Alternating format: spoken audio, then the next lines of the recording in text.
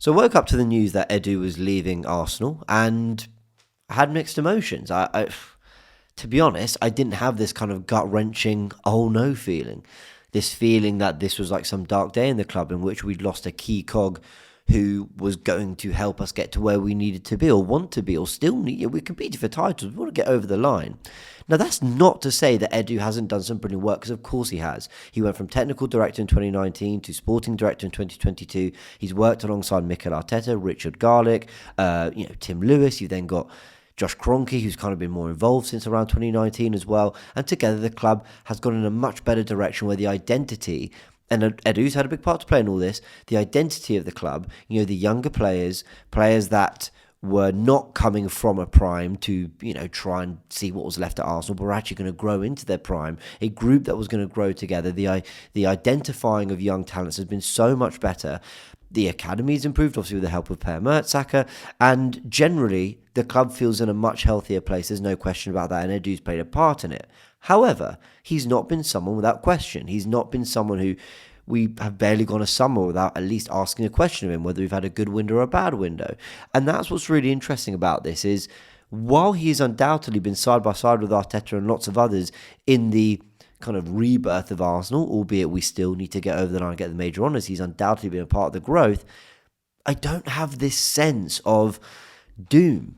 Maybe I should. Maybe this is a bad day. Maybe this is a day in which we find out that actually people within Arsenal aren't believing in the project as much, and we're starting to lose key players in it. We know that, of course, he'd been linked with the role at Nottingham Forest, so is it him leaving? I spoke to Goonerverse, who had some interesting thoughts on all this. His tweet was that he's personally very happy about Edu leaving. That was his tweet. He said, "Thank you for your service, we move." Also have a feeling that he knew all about this, because on Latte Firm last night, he sent in a comment saying that we lack a serious director of football who can question Arteta and keep him on his toes. A lot of young heads at the club who would never question him. Dangerous path to go down. So once again, Goonerverse was showing us that he knows absolutely what is going on inside the club. But I think what's interesting about this again is this, should there be this kind of sense of impending doom? What with the results, how they've been, a lot of complaints about the transfer window we've just had, and now Edu's leaving, is it that people are starting to lose faith in it? But I just don't really see it that way. Now, I spoke to Goonerverse in a little bit more detail actually, and he said, look, what we need to find out is, are Arsenal trying to keep him? What is Arsenal's statement? What do they do from here? What's the timeline? And all these things will give us a better picture of what's really going on. But I think my bigger takeaway from this is, I've always said, and it sounds crazy because I'm talking about the people who've got us in this position, but I've always said that if Arteta was to ever leave, for example, let's go to the extreme. If Mikel Arteta was to ever leave Arsenal, I've always said the process should carry on. The process shouldn't be a project that lives and dies by Mikel Arteta. It should be a direction the club are working in. And if someone leaves, you go and hopefully improve, but you go and get someone else that can come in and make sure that the cogs keep moving, that the wheels keep turning. And that's what I find really interesting about this is, Edu, who undoubtedly, let's look at the transfers Arsenal, sort of the transfer windows we've had over the last few years. Ben White for 50 million has aged really well as a signing. The Raya deal has aged really well. We can go through the lot. Gabriel Magalhaes, of course, Declan Rice for 100 million pound player, but of course he's done brilliantly. Martin Odegaard, I think, is one of the big ones. There's no doubt that we've had some really, really good pieces of transfer business have got us into this position. We've had some bad ones, and that's true of every club. Man City, you can even pick out players that haven't worked for them, or Liverpool, whoever it might be. So I don't really want to judge him by his bad transfers. I think what I would say, though, is that, and when I say his, Arteta's part of it too, but what I would say about Edu and his transfer windows is, while this window's undoubtedly got better with the sales of Emil Smith Rowe for 34 million. It felt like we were, 30 million for Eddie Nketiah. How well is that aging as a deal, right? So there's no doubt he did some good work, and on the selling front where we had complaints, he improved. But I do look back at windows where we chased Vlahovic, we chased Mudryk, we chased maybe a Jules Koundé, we chased whoever it might be, right? Quite a few players over the years that we've looked at. We wanted Misesco in this last window. And we've typically not come out with the player that we want. We've very frequently praised Mikel Arteta for doing really well with his second choices in those positions and being able to go, okay, I didn't get that guy, but I got the second or third, and he's actually gone and done really well from there. So there's no doubt that in some aspects of the window, Edu has under-delivered as well as doing some other good work, and there's also no doubt that we came out of this recent transfer window feeling really frustrated, like we didn't do everything we could to really knock on the door, to really take advantage of the fact that City didn't like they were getting any stronger, and that Liverpool were going to get a new manager, and maybe there was an opportunity there. So I guess what I'm trying to say here is, while I can absolutely praise and thank, may I say, not Mikel, but I say Mikel Edu, while I can absolutely praise and thank Edu for his good work and hard work. There's no question. And by the way, very classy guy who carries himself well and represents the club well. There's no doubt about that. I'm not sure that I'm feeling like this is the end of the world for Arsenal. I don't feel like that's it. What are we going to do, right? We've lost Edu. I feel like this actually is as much an opportunity as it is a hurdle that we need to overcome. I think it's as much okay, that's a shame, that's annoying, that's a bit more disruption than we'd like behind the scenes. But can we do better? Can we improve? Can we go a step further and get someone in who can really work with Mikel Arteta and maybe push Mikel? Mikel should not be, at all times the be-all and end-all. Yes, you cater to the manager. Yes, you are not ever going to do anything he fundamentally doesn't want, but sometimes you've got to push in a certain direction, and sometimes you've got to question even someone like Mikel Arteta, who's got so much right recently. So if what Hand of Urs was just saying there on Latte Firm is true, we are maybe going to need someone who's a bit stronger in that position. But like I said, I don't know what goes on behind the scenes. I don't. With Mikel Arteta and the players, we can judge them, basically every week by seeing the performances on the pitch. I don't know with Edu. I feel like I'm judging him every transfer window, and of course there's going to be so much more he does behind the scenes that probably doesn't get the credit that has all played a part in getting Arsenal into this much better position that we have been in the last few years. So thank you to Edu, no question about that, and he's done so much good work, I'm sure of it. But I just don't see this as a complete and utter disaster. I love your thoughts in the comment section below. I think Arsenal can see this as an opportunity as well. But maybe I'm seeing it all a bit glass half full. But that's how I tend to see these things. I also wanted to just use this video because, I thought I'd get something out there on this Monday, with Inter on Wednesday, with, of course, the disappointment of Newcastle on Saturday. And look, you get caught up in the moment. I very rarely regret things I say on camera because I'm never sort of personal to the players or particularly cutting. But I do sort of look back at my sort of match report and wonder, I said the title race was over in November. Do I really believe that? And of course, easy to say this now that I know that City have lost to Bournemouth, and I still think they are the main challengers for the title. And of course, you've got Liverpool, who are now 7 points ahead, but does that feel recoverable? It does to me.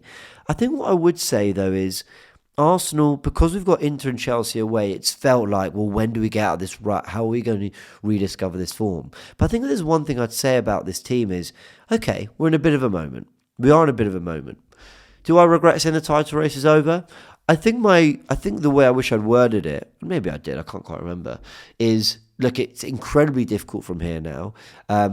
We're 7 points off Liverpool, and we're going to really need to pull something together. The one thing I'd say is we are getting so many of those big games out of the way so early that you build some momentum, and you never know. Maybe actually that opportunity does come back around. Actually, maybe you win 5 games in a row, which Arsenal are very capable of doing, and things look incredibly different. Suddenly, you're looking at your run and going, well, I see a pretty clear run through to May.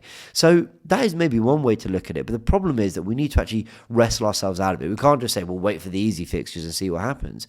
I also need to tweak and change a few things. Now, I've complained a lot about the use of Kai Havertz and Trossard as front two. And I've generally not kind of really been happy with the setup of the team. I don't really know what's happened to our defence. We used to be able to at least rely on. It's really strange that Arsenal have been praised for having one of, if not the best defence of the last kind of 2 years. And yet we lose so many games. We lose on bad days. We lose so many games. And that's a big problem in a weird way. I don't think it's necessarily the goals we need to just rediscover. Yes, the fluidity in our football's missing. But I actually think what's more concerning is how open we've been. Partey, Rice, Marino, they've all been there. Our back four has pretty much been intact. Okay, Calafiori's missed the odd game, but you still got Jurgen Timber. Okay, Tomiyasu hasn't been available, but Saliba and Gabriel, bar one game, have started every game together. So I think the defence has remained a concern. But I think what I would say is, Arsenal need to just go back to basics a little bit tactically. I think if Arsenal can revert to getting Havertz up front, running the channels, running the lines, stretching the pitch, giving some space to our midfielders, some space for our midfielders to breathe, I do think we need to show a little bit of faith in Waneri because the transfer window dictated that that's what we were going to do. So I think we need to deliver on that a little bit more. I think we need to get our balance of our midfield right with Marino, Rice and Partey, alternate, try different things, but ensure that they're able to express themselves a bit as well. If Partey is our best six at the moment, keep him in the six unless it's exceptional circumstances like Liverpool, and just go back to basics a little bit because I do feel like we are at the moment just playing. You look at the 11 and too many players look uncomfortable. Now, I'm not trying to make excuses for them, but I do think simplify things. It's amazing how by not even coming up with anything particularly creative or inventive or innovative, you can actually just go back to basics and find that the levels just not just creep up, but zoom up massively. I remember a couple seasons ago, we mentioned Rob Holding in the run-in before. Kai Havertz left Eddie getting the minutes last season, the first half of the campaign, that Trossard should have been getting. And now this season, it's this use of Trossard and Havertz as a front two. Arteta always wants to tweak and play with things, and to be honest, he gets a lot of it right. But I also think when he gets it wrong, he's maybe not recognise it. Maybe he could be stubborn, let's call it as it is. Maybe he could be too stubborn to recognise early enough that it's gone wrong and that actually make a couple tweaks and we're back. We're back at it. And suddenly we look a very, very good team again. I think what I'd say as well is that, people are waiting to dance on our grave. People are waiting for Arsenal and the meltdown and for everything to fall off and for everyone to say, 2 title races and there you go, you've fallen away and that's a true reflection of who you are. But I don't believe that's a true reflection of who this team is. I don't believe the last month is who this team really is. I don't believe that's our actual face. I believe, we've woken, what do they say? We've got out of the wrong side of bed a few too many times. And we're going through a really bad moment and we're feeling sorry for ourselves a little bit, as Gary Neville has said. And by the way, you can probably hear some dogs running around in the background. But I think we can claw this back. I really do. I think Arsenal can put, maybe not back into the title race necessarily, but can pull back momentum, can get ourselves back in the conversation. And then a month or two down the line, who knows? Things might look very, very different. But when everyone's sort of mocking Nicolas Jova and kind of, enjoying, like I said, Arsenal's failures, I do feel like I want to strap in a little bit, dig deep and go, hold on. No. We're not a bad team. And let's remind people of that. Just wanted to leave it there, everyone. Just wanted to say that whilst things are frustrating, we're still a good side. And I think we need to just flex and prove that. And Inter away and Chelsea away, like Newcastle away was admittedly, are opportunities to try and do that. Let's see where we are after Sunday. Let's go into the international break, hopefully off the back of a few wins or at least some decent results and performances. And then let's try and build again from there. Not easy to do, but Arsenal have to pull themselves out this rut. It's early November. I'm not ready to throw the towel in on the season just yet, and you shouldn't be either.